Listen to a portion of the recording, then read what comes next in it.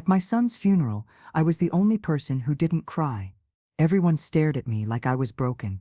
Like something fundamental in my maternal wiring had short-circuited. I stood at the casket in my charcoal cardigan and dark dress, my hands folded across the hospital envelope that had arrived 3 days before Jason died.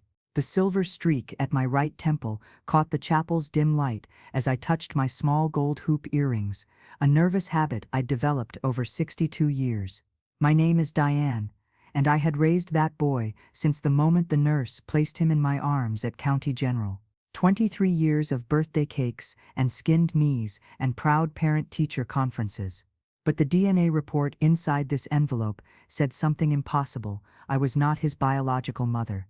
How does a mother process that kind of information while planning her child's funeral? Michael, my husband, stood 10 feet away with his sister Patricia, both of them avoiding my eyes. The thin gold ring on my left hand suddenly felt heavy, foreign. I had worn it for 26 years, through Jason's childhood, through all those moments I thought defined us as a family. Now it felt like evidence in a crime I didn't know had been committed. The chapel smelled of lilies and furniture polish. 47 people had signed the guest book, most of them from Jason's work at the software company downtown. I recognized maybe 12 faces. That's what happens when your son stops speaking to you in the final 6 months of his life. You become a stranger at his memorial service, clutching a medical document that rewrites your entire existence. I hadn't opened the envelope immediately when it arrived. The return address said Mercy Hospital Laboratory Services, which made no sense because Jason had been treated at St. Vincent's for his lymphoma. The envelope had been thin, official, marked with my name in precise typed letters. When I finally tore it open Tuesday morning, the words swam on the page: probability of maternity, 0.00%. Sample collected from subject D. Walker and biological specimen J. Walker. Testing performed at the request of subject J. Walker. Jason had ordered this test. My son, dying of cancer, had used his remaining energy to prove I wasn't really his mother. The question wasn't just why. It was how. How had he obtained my DNA without my knowledge? How long had he suspected? And most terrifying, what else did he discover before he died? The funeral director, a short man with kind eyes and terrible timing, approached me during the viewing. He asked if I wanted to place anything in the casket, some personal item Jason would have appreciated. I almost laughed. What do you give the son who legally proved you're not his biological parent? I settled on a photo from his 8th birthday, back when he still hugged me goodnight, back when the word mom didn't stick in his throat like a lie. Patricia finally broke formation and walked over. She and Michael had been whispering for 20 minutes, their heads close together like conspirators. She wore too much perfume and a dress that cost more than my monthly grocery budget. "Diane," she said, her voice dripping with manufactured sympathy, "we need to talk about the house." I stared at her. My son's body was 15 feet away in a casket I'd helped select, and she wanted to discuss real estate. But something in her eyes told me this wasn't really about property. This was about the envelope I was holding. This was about whatever truth had died with Jason. "Not here," I managed to say. My voice sounded strange, hollow. The warm, deep brown skin of my hands looked alien against the white envelope. Everything felt disconnected, like I was watching someone else's tragedy unfold. Patricia's lips thinned. "Then when?" "Michael says you've been acting strange since Jason got sick. Distant, inappropriate." She glanced at my dry eyes, the absence of tears serving as evidence for some unspoken prosecution. "We're worried about you." The thing about grief is that it doesn't always look the way people expect. Sometimes it's a frozen scream, a shock so profound that tears seem ridiculous, insufficient. But try explaining that to people who've already decided you're the villain in this story. I excused myself and walked toward the bathroom, my sensible shoes clicking on the chapel's tile floor. In the bathroom mirror, I barely recognized myself. 62 years old, short natural hair, with that distinctive silver streak on the right temple, almond-shaped eyes that had seen too much in 3 days. I looked like Diane Walker, elementary school teacher, devoted mother, reliable wife. But according to the genetic science in my cardigan pocket, I was something else entirely. An imposter. A woman who'd raised someone else's child without knowing it. I splashed water on my face and tried to think logically. Jason was born on March 14th, 2002, at County General. I remembered every detail of that delivery. 18 hours of labor, Michael holding my hand, the overwhelming rush of love when they placed that wrinkled, perfect baby on my chest. Those memories were real. I had the stretch marks to prove it. The slight diastasis recti my doctor mentioned at my last physical. The emergency C-section scar that never quite faded. So how could the DNA say otherwise? The bathroom door opened, and a young woman entered, one of Jason's co-workers I'd met briefly at the hospital. She offered condolences, said something about Jason being brilliant and kind, then left. Kind. My son had stopped returning my calls 4 months ago. He'd changed his emergency contact at work from me to Michael. He'd refused to see me during his final week, claiming the visits upset him too much. That's what the hospice nurse had said, her eyes full of pity that somehow felt like judgment. I returned to the chapel as the service began. The pastor, a man who'd never met Jason, read generic platitudes about heaven and peace. Michael gave a eulogy that painted Jason as a devoted son and brilliant programmer, carefully omitting the maternal parent from his narrative. I sat in the front pew, alone, while Michael's entire family occupied the rows behind me. The separation was deliberate, theatrical. After the service, the cemetery. After the cemetery, the reception at Patricia's house. I wasn't technically invited, but I came anyway. My son was dead. I had earned the right to stale sandwiches and awkward silences. Patricia's house was one of those modern affairs with too much glass and not enough warmth. 50-some people crowded into her living room, speaking in hushed tones about Jason's potential, his tragic end, the cruelty of cancer. I stood near the kitchen, holding a paper plate I had no intention of eating from, and watched Michael laugh at something Patricia's husband said. Actually, laugh. His son was in the ground, and he was laughing. That's when I noticed the photographs. Patricia had created a memorial display on her mantel, pictures of Jason through the years.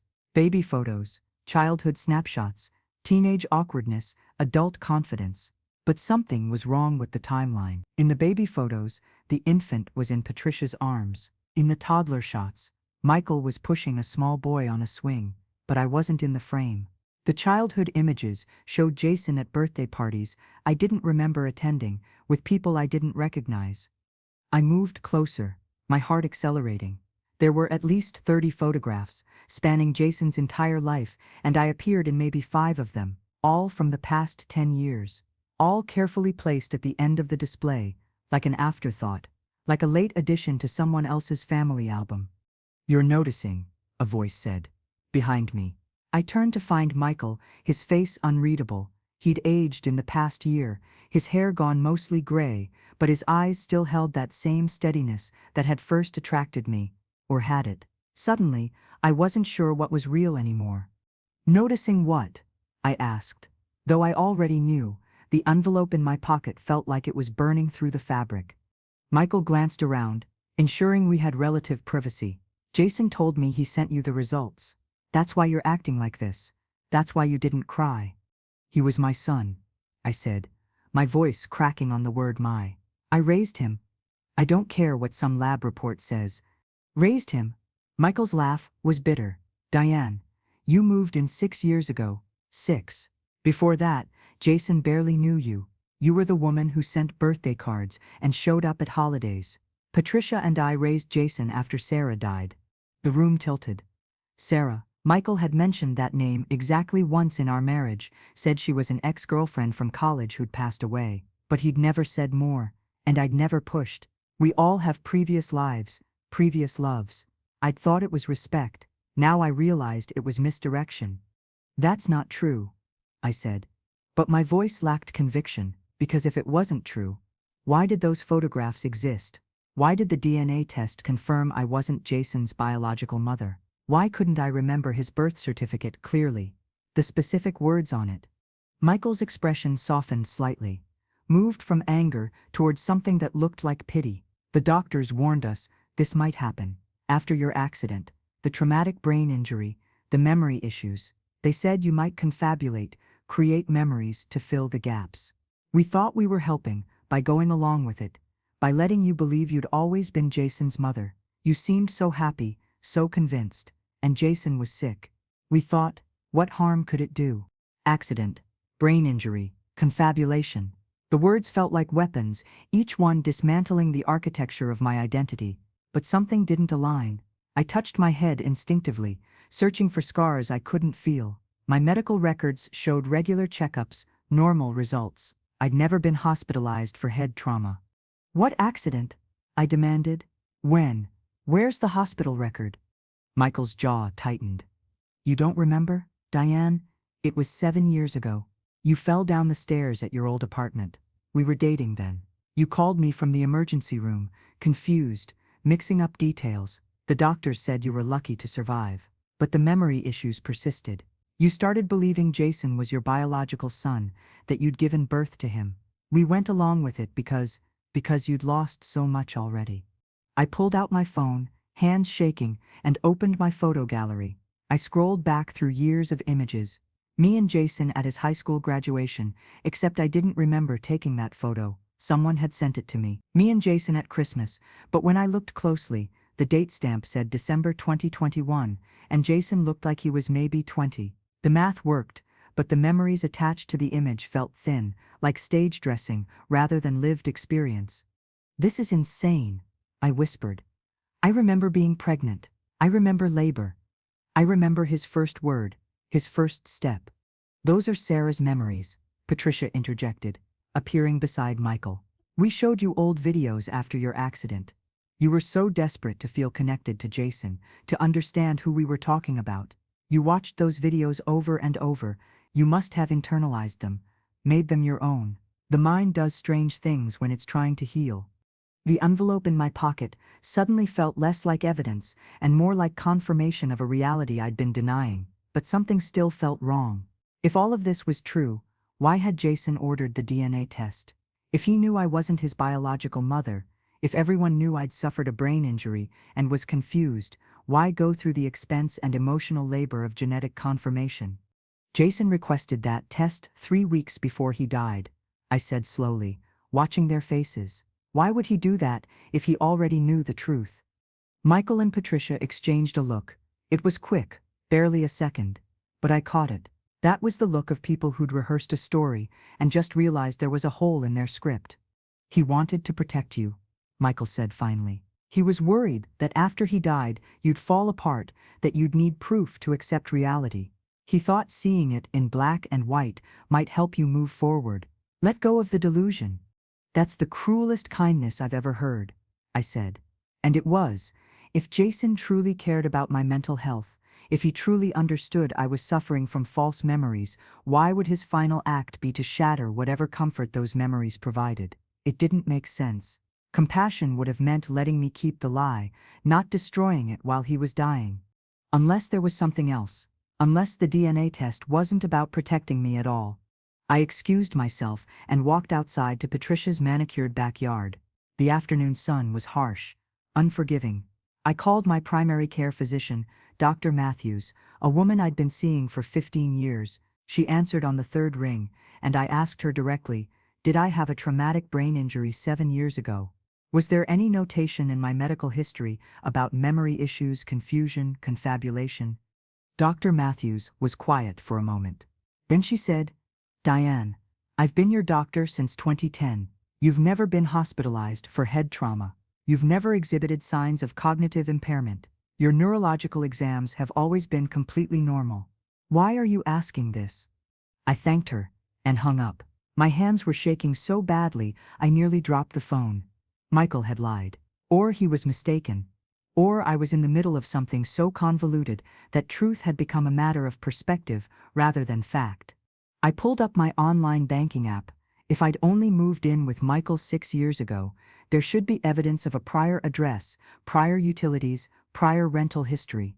I scrolled through 6 years of bank statements. Every address was the same, 847 Maple Drive, the house I currently shared with Michael. Before that, nothing. The account itself was only 6 years old. I checked my email archives. The oldest message was from September 2019. 6 years ago. Everything before that was gone, as if my digital life had started from scratch. My driver's license. I pulled it from my wallet, issued in 2019. Before that, nothing in the renewal records I could access online. It was like I'd materialized out of thin air 6 years ago, a fully formed 62-year-old woman with no past. And that past I thought I remembered, the pregnancy, Jason's childhood, 23 years of motherhood, that past might be completely fabricated. Or it might be the only true thing, and everything else was the lie. I went back inside. Patricia's living room had thinned out, most guests returning to their normal lives now that the performance of grief was complete. I found Michael in the kitchen, pouring himself scotch. Expensive scotch, the kind Patricia kept for special occasions. A funeral, apparently qualified. I called Dr. Matthews, I said. There's no record of a brain injury, no memory issues, nothing. Michael's hand paused mid-pour. You must have misunderstood. I didn't misunderstand. You lied, and I want to know why. I want to know what's really happening here. Michael, because my entire life has been erased. My email history, my bank records, everything before 6 years ago is just gone. He set down the scotch bottle carefully, his movements controlled. Diane, you're not thinking clearly. The stress of Jason's death. Answer the question, I interrupted. If I only moved in 6 years ago, where did I live before that? What was my address? Who were my friends? Where did I work? Michael's face hardened. I think you should leave. You're upsetting Patricia, and this isn't the time or place. This is exactly the time and place, I said, my voice rising. My son is dead. A son you claim I didn't give birth to, that I barely knew. But I have memories, Michael. I have feelings. I have 23 years of experiences that feel absolutely real. So either I'm insane or something else is happening, and I deserve to know which. Patricia materialized from somewhere, always ready to defend her fortress. Diane, please, you need help, professional help. We've been patient, but this is becoming destructive. Michael has been nothing but kind to you, taking you in after your breakdown, giving you a home, trying to make you feel included in Jason's life. But you're turning it into some kind of conspiracy theory. Then show me proof, I challenged. Show me the hospital records from my supposed accident. Show me my previous address. Show me anything that confirms your version of events. The silence that followed was deafening. Michael and Patricia looked at each other, some wordless communication passing between them. Then Michael reached into his jacket pocket and pulled out his phone. He scrolled for a moment, then turned the screen toward me. It was a photograph of a woman in a hospital bed, bruised and bandaged. The woman looked like me. Same basic features, same warm deep brown skin tone, but something was off. The face shape was slightly different. The nose was a bit wider. The person in that photo was not me. That's your admission photo, from County General, Michael said. September 2019. You don't remember because the trauma was severe. We've been trying to help you rebuild your life, but you keep fighting us. I stared at the image. It was a good fake, but it was still a fake. The metadata could be manipulated. The image could be doctored, but more importantly, the woman in that bed wasn't me. I knew my own face. I'd lived in this skin for 62 years. I'm leaving, I said quietly. I'm going to find out what really happened. And when I do, when I have proof, we're going to have a very different conversation. I walked out of Patricia's house and didn't look back. My car was parked 3 houses down, a 12-year-old sedan that had definitely seen better days. I sat in the driver's seat and tried to think rationally. Someone was lying. Either I was experiencing a psychotic break and had fabricated an entire lifetime, or Michael and Patricia were engaged in some elaborate gaslighting operation. Neither option was particularly comforting. I drove home to the house at 847 Maple Drive that Michael claimed I'd only moved into 6 years ago. It was a modest ranch-style house in a decent neighborhood, nothing fancy but comfortable. I'd always thought of it as our house, the place Michael and I had bought together after we married, but now I wasn't sure of anything. Inside, I went straight to the basement. If there were answers, they'd be in the boxes Michael stored down there, the accumulated debris of his previous life with Sarah. He'd always been vague about what was in those boxes, and I'd never pushed. Privacy is important in a marriage, or so I'd thought. The basement was musty, lit by a single bulb, Boxes lined the walls, labeled in Michael's precise handwriting: holiday decorations, tax records, Jason childhood. That last box caught my attention. I opened it carefully. Inside were photo albums, report cards, art projects, all the ephemera of raising a child. I flipped through the albums, studying each image: Jason as an infant, as a toddler, as a young boy, and in every photo, either Michael, Patricia, or a woman I didn't recognize, beautiful, with light brown skin and long braids. Sarah, presumably, Jason's biological mother. But here's what made me pause. In several of the photos, Jason was wearing clothes I remembered buying: a blue jacket with rocket ships on it, a Superman t-shirt, sneakers with red laces. I had specific memories of purchasing those items, of Jason's excitement when he put them on. But according to these timestamps, those photos were from 2008, 2010, 2012, years when I supposedly didn't even know Jason existed. I dug deeper into the box. Birth certificate: Jason Michael Walker, born March 14, 2002, mother Sarah Ellen Hawthorne, father Michael James Walker. The birth hospital was listed as County General, same as I remembered, but the mother's name was wrong. Unless it wasn't. Unless I'd somehow grafted myself onto Sarah's life, claimed her experiences as my own. But why? What would motivate such a profound delusion? Under the birth certificate, I found something that made my blood freeze: a death certificate for Sarah Ellen Hawthorne, dated April 7, 2002. She died less than a month after giving birth to Jason, cause of death: postpartum hemorrhage. She'd been 26 years old.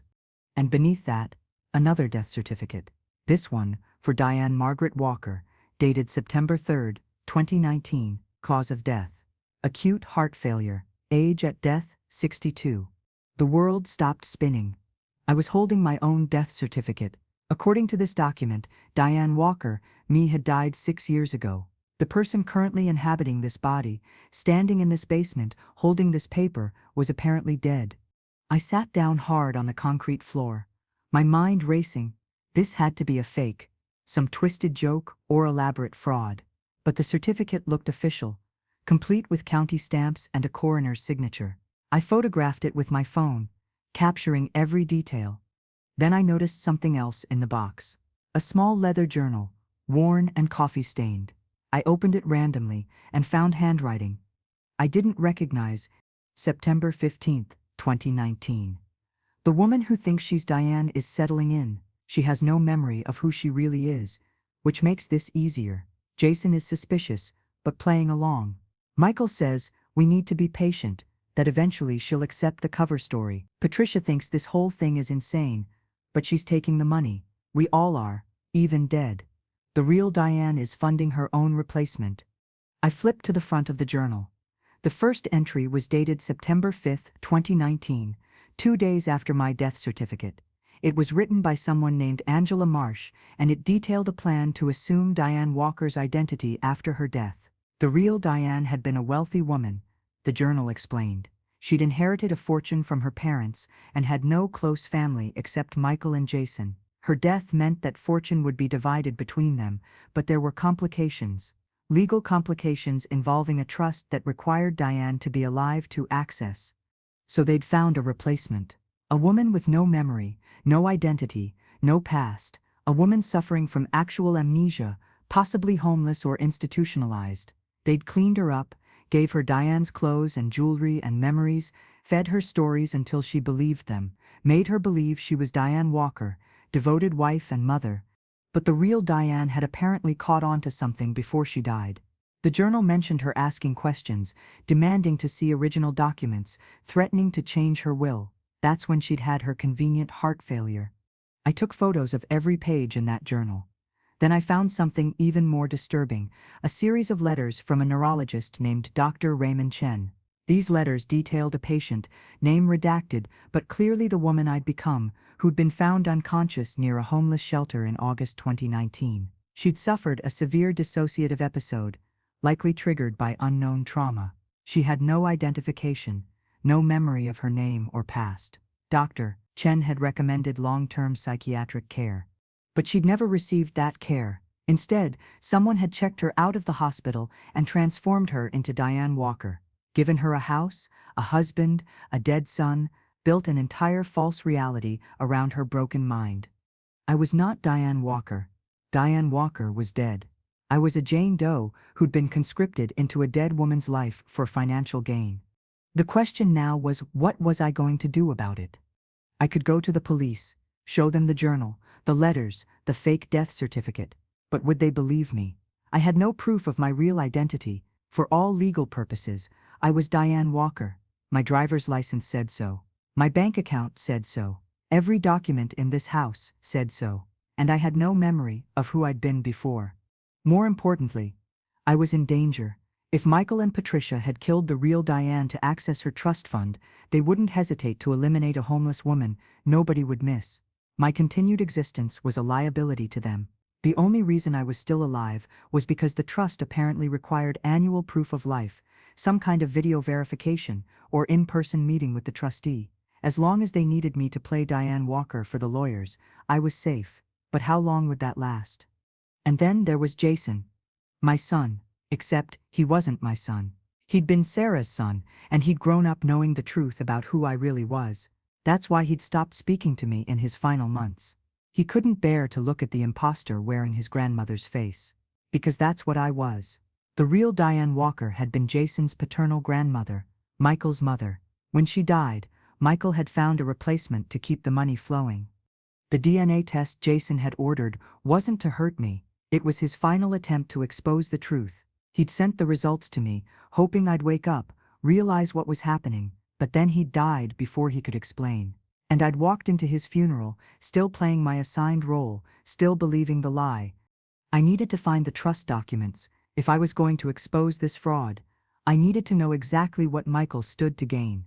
The journal mentioned millions, but I needed specifics. I went upstairs to Michael's office, a room he kept locked, but for which I'd found a key years ago.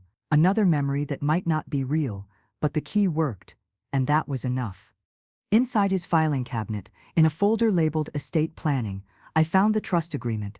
It was complex, full of legal jargon, but the basics were clear. Diane Margaret Walker had established a revocable living trust in 1998. The trust held assets worth approximately $4.7 million, including real estate, investments, and cash. Upon her death, the assets would be distributed to her son, Michael, and grandson Jason in equal shares, but only after certain conditions were met. Those conditions were the key. The trustee, a bank vice president named Eleanor Pritchard, required annual meetings with Diane to ensure she was of sound mind and not subject to undue influence. If Diane died, the distribution would be delayed, pending investigation into the circumstances of her death. If there was any suspicion of foul play, the entire trust would be donated to charity. So Michael couldn't just kill his mother and take the money. He needed her alive and cooperative for at least 5 years after the trust was established. Some kind of anti-fraud measure the lawyers had built in. Diane had died in 2019, 4 years into that 5-year window. 1 more year, and Michael could trigger the distribution without suspicion. But there was a problem. Eleanor Pritchard would need to certify that Diane Walker had been of sound mind for the entire 5 years. If there was any evidence of dementia, manipulation, or cognitive decline, the trust would be invalidated. That's where I came in.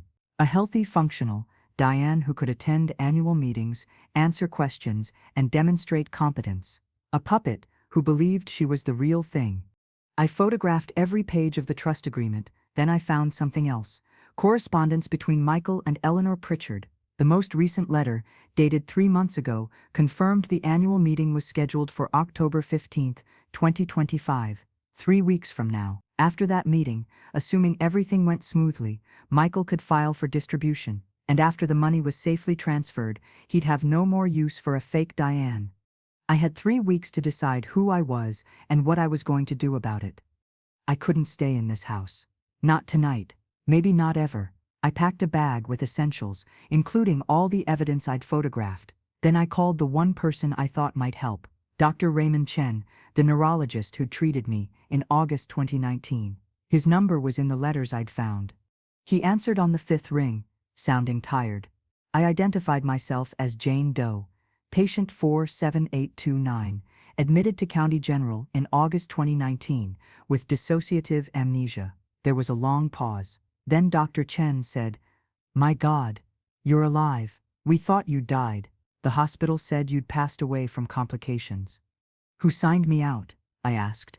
"Who took me from your care?" "A man claiming to be your brother.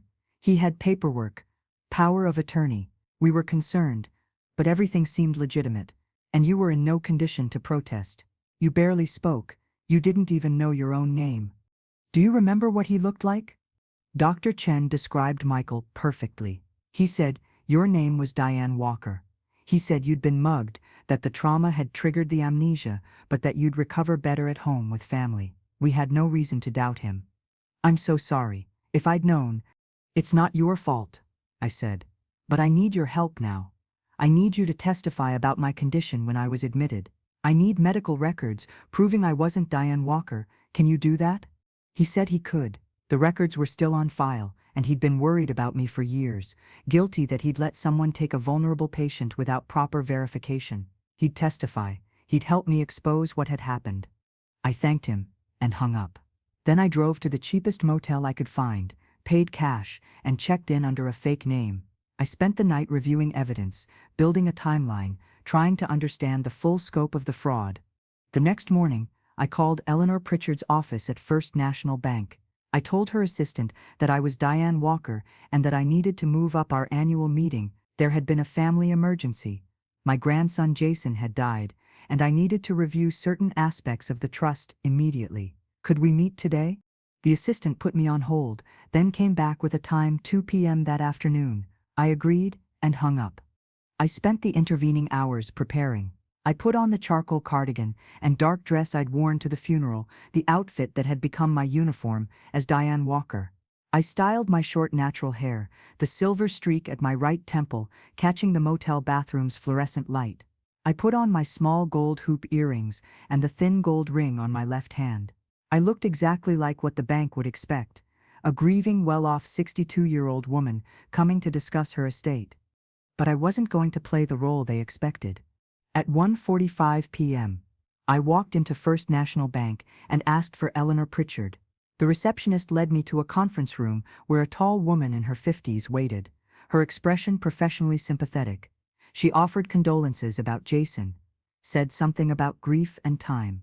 Then she pulled out a thick folder and began the annual review. "Mrs. Walker, I need to verify some information as part of our standard protocol. Can you tell me your full legal name?" "My legal name is Diane Margaret Walker," I said. "But that's not who I am." Eleanor's pen paused over her notepad. "I'm sorry. I'm not Diane Walker.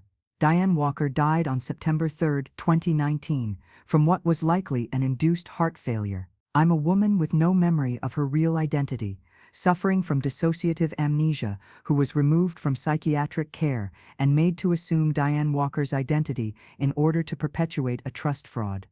The silence in the room was absolute. Eleanor stared at me like I'd grown a second head. Then she carefully set down her pen. "Mrs. Walker, are you feeling all right? Has the grief—" "I'm feeling perfectly lucid," I interrupted. "And I have evidence." I pulled out my phone and began showing her the photographs, the journal entries, the death certificate, the letters from Dr. Raymond Chen, the trust documents with their careful conditions, everything.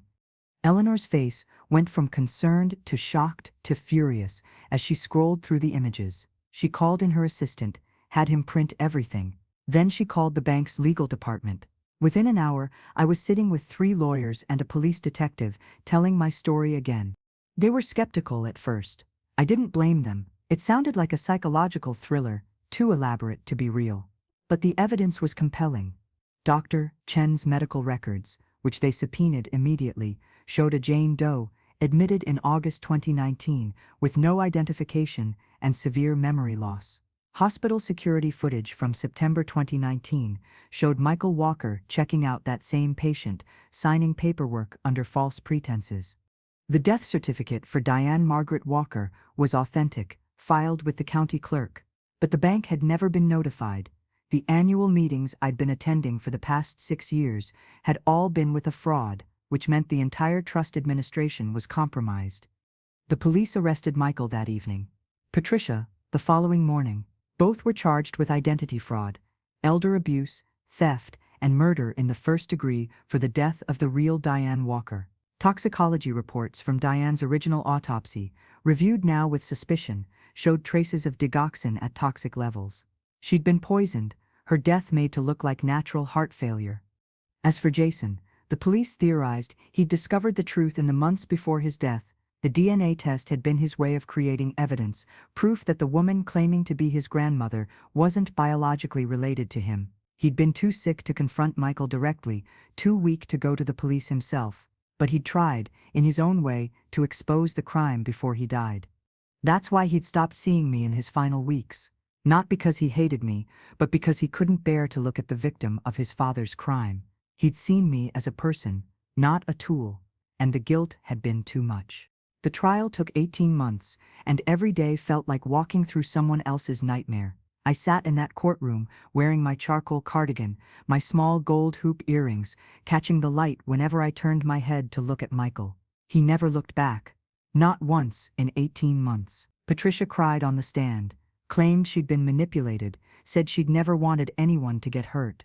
The jury didn't buy it. The prosecution built their case methodically. Dr. Chen testified about my admission to County General, about the Jane Doe with no memory and no identity. Eleanor Pritchard from the bank testified about the annual meetings, how I'd seemed perfectly lucid, but something had always felt slightly off. She documented small inconsistencies over the years, dates I got wrong, memories that didn't align with records, but she'd attributed it to normal aging. The medical examiner who'd originally ruled on Diane Walker's death took the stand and admitted he'd been sloppy. The digoxin levels should have triggered investigation, but the family had seemed so grief-stricken. Michael had played his part perfectly, the devastated son losing his mother. Nobody had suspected murder because nobody had been looking for it. Jason's oncologist testified that Jason had become increasingly agitated in his final months, asking strange questions about family history, demanding copies of old medical records. She thought it was the cancer affecting his cognition. Now she understood he'd been piecing together the truth, racing against mortality to expose his father's crime. The jury deliberated for 6 hours. When they returned with guilty verdicts on all counts, I felt nothing. Not relief, not vindication, just a strange numbness.